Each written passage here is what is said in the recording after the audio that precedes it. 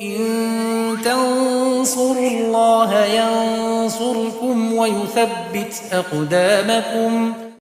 Insyaallah pada kesempatan kali ini kita akan bahas tentang sahabat mulia Abu Bakar As-Siddiq radhiyallahu anhu.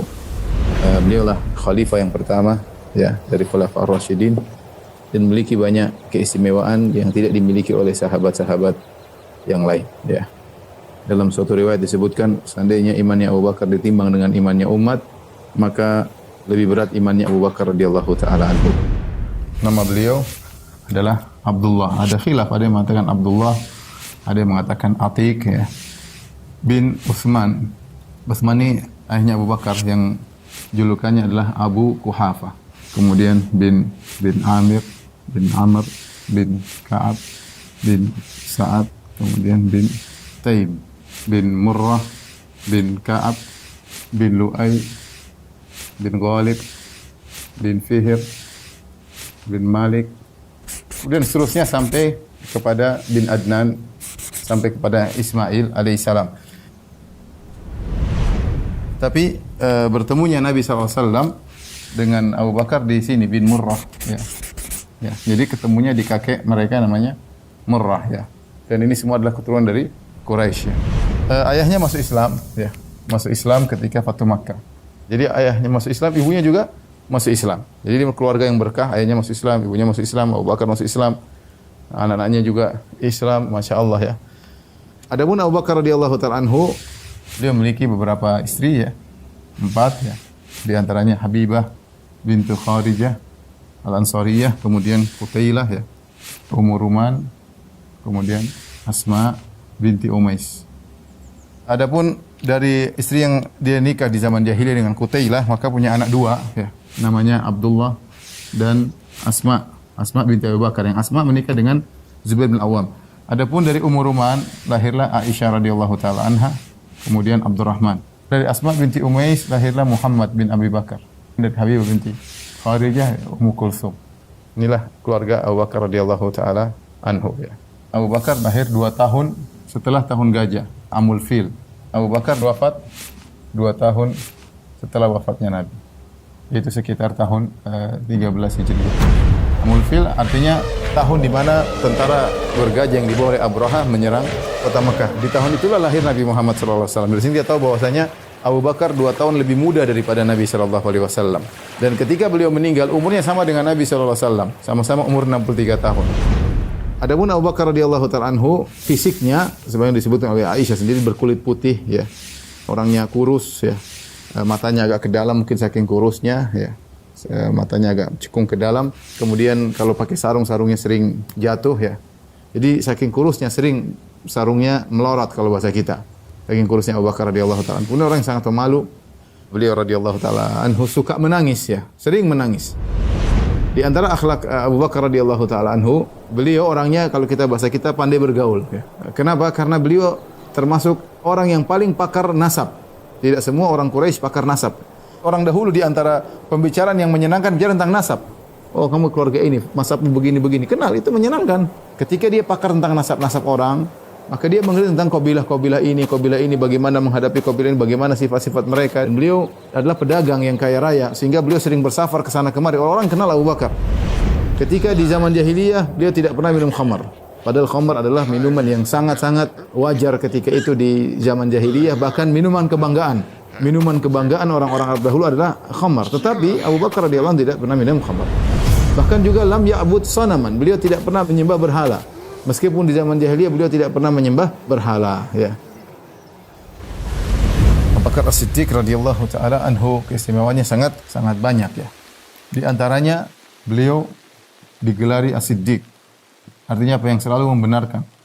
Dan dalil akan ini sangat banyak ya. Kata Rasulullah SAW dalam suatu hadis ya, yang maknanya benar, kata Nabi SAW, bahwasanya tidaklah aku menawarkan Islam kepada seorang pun kecuali ada keraguan. Abu Bakar saja yang langsung membenarkan Rasulullah SAW. Abu Bakar selalu membenarkan Nabi SAW. Jadi beliau ketika ditawarkan Islam tidak ragu, langsung terima. Tidak mikir-mikir dulu ya. Kenapa bisa demikian? Kata para ulama, karena Abu Bakar adalah teman dekat Nabi SAW. Jadi dia tahu benar bagaimana Rasulullah SAW sebelum Nabi menjadi seorang Nabi. Dia tahu kejujurannya Nabi SAW, tahu amanahnya Nabi SAW, sering bareng sama Nabi SAW. Ketika Nabi bilang saya seorang Nabi, dia langsung percaya. Dia langsung percaya. Makanya dia Siddiq. Kemudian di antara kisah Abu Bakar radhiyallahu taala anhu, ya. Beliau orang dewasa yang pertama masuk Islam. Laki-laki yang pertama kali masuk Islam ada 3 orang. Abu Bakar, Ali bin Abi Thalib, Zaid bin Harithah, anak angkat Nabi sallallahu alaihi wasallam. Kalaupun Ali di luar masuk Islam atau Zaid bin Harithah, wajar karena mereka tinggal di rumah Nabi sallallahu alaihi wasallam. Tapi orang luar yang pertama kali masuk Islam adalah Abu Bakar. Dan Islamnya Abu Bakar tidak sama dengan Islamnya Zaid dan Ali bin Abi Thalib. Abu Bakar begitu Islam, langsung dia berdakwah, ya. Pingin tahu siapa yang masuk Islam gara-gara Abu Bakar, luar biasa. Di antaranya orang-orang yang dijamin masuk surga oleh Nabi sallallahu alaihi wasallam. Di antaranya siapa? Utsman bin Affan, Az-Zubair bin Awwam, Talha bin Ubaidillah, Abdurrahman bin Auf, Sa'ad bin Abi Waqqas, Abu Ubaid bin Al-Jarrah.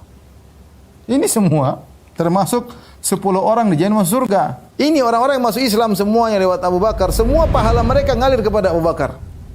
Ya, kenapa? Karena Abu Bakar yang menunjukkan kebaikan kepada mereka. Man dalla ala khairin falahu mithlu ajli fa'ilihi. Barang saya menunjukkan pada kebaikan bagi dia, pahala orang yang melakukannya. Kemudian di antara keistimewaan beliau bersedekah di awal Islam dan sedekah beliau paling bermanfaat. Makanya kata Nabi SAW, tidak ada harta bermanfaat sama sekali seperti hartanya Abu Bakar kepadaku. Dialah Abu Bakar yang telah memerdekakan Bilal dan beberapa budak-budak yang lainnya. Abu Bakar keluarkan uangnya semua memerdekakan budak. Dan inilah Abu Bakar radhiyallahu ta'ala sedekahnya luar biasa. Dan itu di awal-awal Islam. Di antara juga kata Umar, Rasulullah SAW menyuruh kami bersedekah. Kebetulan saya punya uang ketika itu. Dan Umar selalu bersaing dengan Abu Bakar. Kata dia, saatnya saya mengalahkan Abu Bakar dalam persaingan amal soleh. Ini saatnya. Saya lagi punya duit. Kata Umar, saya pun datang kepada Nabi dengan setengah hartaku. Maka Rasulullah bertanya, yang kau sisakan buat keluargamu apa? Kata Umar, setengah buat aku bawa kepada engkau ya Rasulullah, setengah aku simpan buat keluargaku. Masya Allah. Tiba-tiba datang Abu Bakar dengan hartanya seluruhnya. Rasulullah bertanya, wahai Abu Bakar, apa yang kau sisakan buat keluargamu? Kata Abu Bakar, aku sisakan Allah dan Rasulnya untuk mereka. Subhanallah. Dia sumbangkan seluruh hartanya. Seluruh hartanya sumbangkan di jalan Allah. Siapa Abu Bakar? Imannya luar biasa. Ada sebagian sahabat ingin menyumbangkan harta banyak, Rasulullah SAW melarang. Contohnya Sa'ad bin Abi Waqqas. Dia merasa dia akan meninggal. Dia ingin menyumbangkan hartanya seluruh. Kata Rasulullah SAW, jangan. Kemudian juga Ka'ab bin Malik ketika dia diterima taubatnya gara-gara tidak ikut dalam perang Tabuk, dia ingin menyumbangkan hartanya seluruhnya. Kata Nabi, jangan. Tapi ketika Abu Bakar menyumbangkan hartanya seluruhnya, Rasulullah SAW tidak bilang jangan. Rasulullah SAW terima. Kenapa? Rasulullah SAW tahu bagaimana Abu Bakar, bagaimana tawakalnya, bagaimana hebatnya Abu Bakar radhiyallahu ta'ala anhu. Maka di antara keistimewaan Abu Bakar, tidak ada sedekah yang paling bermanfaat bagi Nabi seperti sedekahnya Abu Bakar. Kemudian di antara keistimewaan Abu Bakar radhiyallahu anhu, beliau semangat dalam banyak amal soleh. Dari Abu Hurairah radhiyallahu ta'ala anhu, beliau berkata, qala Rasulullah SAW, Rasulullah SAW pernah bertanya, siapa di antara kalian, wahai para sahabatku, yang berpuasa hari ini? Kata Abu Bakar, saya Rasulullah. Kemudian Rasulullah SAW bertanya lagi, siapa yang hari ini mengikuti jenazah, ya, mengantarkan jenazah sampai dikuburkan? Abu Bakar menjawab, saya ya Rasulullah. Rasulullah bertanya lagi, siapa di antara kalian yang beri makan kepada orang miskin pada hari ini? Abu Bakar mengatakan, saya ya Rasulullah. Rasulullah bertanya lagi, siapa yang hari ini menjenguk orang sakit? Kata Abu Bakar, saya ya Rasulullah. Kata Rasulullah SAW, tidaklah perkara-perkara ini berkumpul pada seorang mukmin kecuali masuk surga, ya. Dan menunjukkan bahwasanya beliau semangat dalam banyak amal soleh. Jadi beliau punya andil dalam banyak amal soleh. Ini beramal, itu beramal, ini beramal, itu beramal. Dan ini jarang orang yang seperti ini, ya. Jarang seperti Abu Bakar radhiyallahu ta'ala anhu. Kemudian di antara keistimewaan Abu Bakar radhiyallahu anhu, beliau satu-satunya yang jadi imam ketika Rasulullah sakit. Bahkan Rasulullah yang suruh. Ketika Rasulullah SAW ingin sholat berjamaah, Rasulullah SAW pingsan, tidak kuat di hari-hari akhir hayat beliau. Kemudian Rasulullah SAW terbangun, minta air lagi agar beliau semangat untuk sholat berjamaah. Ketika beliau tidak mampu, beliau mengatakan, muru Abu Bakrin. Suruh Abu Bakar jadi imam. Setelah 13 hari Rasulullah SAW sakit, pada hari Senin Rasulullah SAW meninggal, itu pada tanggal 12 Rabiul Awal, tanggal 12 Rabiul Awal tahun 11 Hijriah. Ketika Rasulullah SAW meninggal, maka Umar bin Khattab radhiyallahu anhu tidak menerima hal tersebut. Maka Umar waktu itu berteriak di hadapan para sahabat, demi Allah Rasulullah SAW belum meninggal. Sungguh Allah akan bangkitkan dia kembali. Dan dia akan memotong kaki-kaki dan tangan-tangan ya mereka, yaitu orang munafik. Ya. Kata Umar menjelaskan, dia menyesal. Dia mengatakan, wallahi ma kana yaqa fi nafsi illa dza. Ketika itu tidak ada terbetik dalam benakku kecuali Rasulullah tidak meninggal. Rasulullah SAW tidak meninggal. Ya.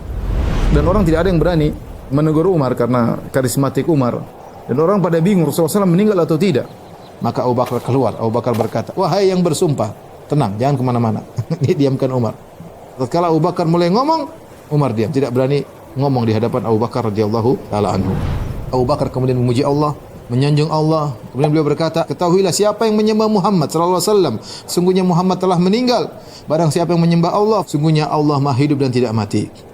Wa qala, kemudian Abu Bakar membacakan firman Allah, innaka mayyitun wa innahum mayyitun. Sungguhnya engkau akan mati sebagaimana mereka juga akan mati. Ayat ini turun kepada Nabi. Engkau akan mati sebagaimana mereka akan mati. Lihat bagaimana Abu Bakar berdalil dengan cepat dengan ayat-ayat yang menjelaskan bahwasanya Rasul akan meninggal dunia. Kemudian Abu Bakar membacakan firman Allah, "Ma Muhammadun illa rasulun qad khalat min qablihi rusul." Tidaklah Muhammad kecuali hanya seorang rasul sebagaimana telah lalu rasul-rasul sebelumnya. Afa immata, apa kalau dia meninggal dunia? Au qutila, atau dia terbunuh. In qalabtum ala aqabikum, kalian kembali murtad. Ketika para sahabat mendengar ayat-ayat tersebut, maka kaget mereka mendengar ayat ini, maka mereka sadar bahwasanya Rasulullah SAW benar-benar meninggal dunia. Tapi mereka seakan-akan luput dari mereka dua ayat ini. Abu Bakar tenang dan dia menghadirkan dua ayat tersebut. Sehingga ketika dia membaca dua ayat tersebut, para sahabat kemudian menangis. Ya. Mereka tahu bahwasanya Rasulullah SAW benar-benar telah meninggal dunia. Ya. Ini secara singkat apa yang dilakukan oleh Abu Bakar radhiyallahu taala anhu ketika beliau menjadi khalifah. Secara umum ketika beliau diangkat menjadi khalifah, pertama yang beliau lakukan adalah melanjutkan semua petugas atau wali-wali yang telah ditempatkan oleh Nabi sallallahu alaihi wasallam. Jadi Nabi ketika masih hidup, Nabi pernah menugaskan si fulan jadi wali di sana, jadi gampangannya seperti kita bupati di sana, bupati di sana. Itu Rasulullah SAW telah menugaskan mereka, dan tugas mereka adalah memimpin salat, menegakkan hukum had, mengurus uang zakat dan jizyah, kemudian jihad dan yang lainnya. Yang pertama, yang kedua, Abu Bakar melanjutkan pasukan Usama bin Zaid radhiyallahu ta'ala anhu. Ketika Rasulullah SAW akan meninggal, Rasulullah SAW sempat mengirim pasukan Usama menuju ke arah Syam ya, untuk menyerang pasukan Romawi. Akhirnya tetap berangkatlah pasukan Usama, dan selama 40 hari perjalanan mereka pulang akhirnya bawa ghanimah ya, dan mereka menang. Begitu pasukan Usama berangkat, muncullah sebagian orang-orang, mereka siap menyerang kota Madinah. Maka Abu Bakar radhiyallahu anhu menyuruh para sahabat untuk tidur di masjid sehingga mereka senantiasa siap untuk berperang. Dan ketika datang penyerangan, maka Abu Bakar pun keluar dan dia berperang dengan para sahabat, akhirnya mengalahkan orang-orang yang ingin menghancurkan kota Madinah. Di antara tugas berat yang dijalankan oleh Abu Bakar radhiyallahu anhu adalah berperang melawan orang-orang yang murtad. Dan orang yang murtad di zaman Abu Bakar radhiyallahu anhu ada 3 model ya. Yang pertama, ada yang kembali menyembah berhala. Kemudian di antaranya yang kedua, ada yang ikut nabi-nabi baru. Muncul nabi-nabi baru. Ya, ini pengikutnya banyak sekali. Ini model murtad yang kedua. Model murtad yang ketiga yaitu orang-orang yang menentang kewajiban zakat. Mereka mengatakan zakat tidak wajib lagi ya. Menurut mereka, zakat itu hanya wajib ketika Nabi masih hidup. Setelah pasukan Usamah pulang, ya, mulailah Abu Bakar radhiyallahu anhu mengatur strategi peperangan untuk menghadapi problematika ini. Ini problematika yang sangat berat. Ya. Di mana-mana muncul murtad. Nah, Abu Bakar masing-masing mewasiatkan, kamu lewat sini, nanti lewat sini, nanti lewat sini. Kamu lewat sini, lewat sini. Makanya saya bilang Abu Bakar radhiyallahu anhu kayaknya kepala beliau tuh kayak ada GPS. Beliau mengerti peta-peta. Makanya dari sini pergi ke sini, dari sini pergi ke sini, dari sini pergi ke sini. Sampai beliau kirim perintah, ada pasukan sudah selesai dari sana, bantu pasukan yang sana. Kamu jangan pulang. Dan luar biasa ya, kalau kita baca tentang bagaimana Abu Bakar radhiyallahu anhu mengatur perjalanan perang. Dan dia di Madinah dan dia mengatur seluruhnya. Karena ada surat datang, kemudian dia lihat kondisi, mendengar kondisi, maka dia kirim pasukan, maka dia pindahkan pasukan dari sini, pasukan ke sana. Perjuangan hebat dari Abu Bakar dan para sahabat. Akhirnya Abu Bakar radhiyallahu ta'ala anhu di bulan Jumadil Akhirah tahun 13 Hijriah, beliau sakit dan sakitnya parah ya. Dan beliau menyuruh Umar bin Khattab untuk menjadi imam. Dan para sahabat menyungguh Abu Bakar radhiyallahu ta'ala anhu. Ketika Abu Bakar akan meninggal dunia, dia berkata, coba lihat, sejak aku jadi khalifah, hartaku apa saja yang bertambah? Coba cek. Kalau ada hartaku yang bertambah, tambahannya kirim kepada khalifah setelahku, itu kepada Umar bin Khattab radhiyallahu anhu. Ternyata harta yang bertambah setelah Abu Bakar menjadi khalifah cuma 2, ada tambahan budak, kemudian juga di antaranya ada onta yang untuk mengambil air. Itu saja 2 harta tersebut. Kata Aisyah, maka kami kirim dua harta ini kepada Umar. Ini jatah khalifah berikutnya, ya. Jatah khalifah berikutnya. Fabaka Umar, Umar pun menangis. Dia berkata, semoga Allah merahmati Abu Bakar, dia telah benar-benar merepotkan khalifah setelahnya, itu merepotkan Umar, ya. Karena Umar melihat bagaimana Abu Bakar bertakwa, bagaimana bertanggung jawab, ya. Bagaimana sulitnya menjalankan pemerintahan, kemudian dibebankan kepada Umar, ini perkara yang sangat berat, ya. Abu Bakar sakit dan akhirnya selama 15 hari, kemudian beliau pun meninggal sama pada hari Senin. Seperti wafatnya Nabi SAW, tapi kalau Nabi meninggal di waktu duha, Abu Bakar meninggal di waktu malam. Yaitu di malam Selasa, tanggal 22 Jumadil Akhirah, tahun 13 Hijriyah. Dan wafat ketika usia beliau 63 tahun, persis seperti usianya Nabi SAW. Kemudian dikuburkan di samping Nabi SAW, di mana agak mundur dari Nabi SAW, jadi menghadap kiblat. Kalau Nabi di depan, ini kepala Nabi misalnya menghadap kiblat, maka Abu Bakar agak di belakang, sama menghadap kiblat, tapi kepala Abu Bakar di pundak Nabi SAW. Nanti Umar pun demikian, Umar di pundaknya Abu Bakar radhiyallahu taala anhu. Itulah ikhwan dan akhwat yang dirahmati Allah Subhanahu wa taala yang saya sampaikan. Tentunya terlalu banyak kehebatan Abu Bakar, ini tidak cukup waktu bagi saya untuk bisa membaca kisah Abu Bakar secara lengkap, ya. Kurang lebihnya saya minta maaf.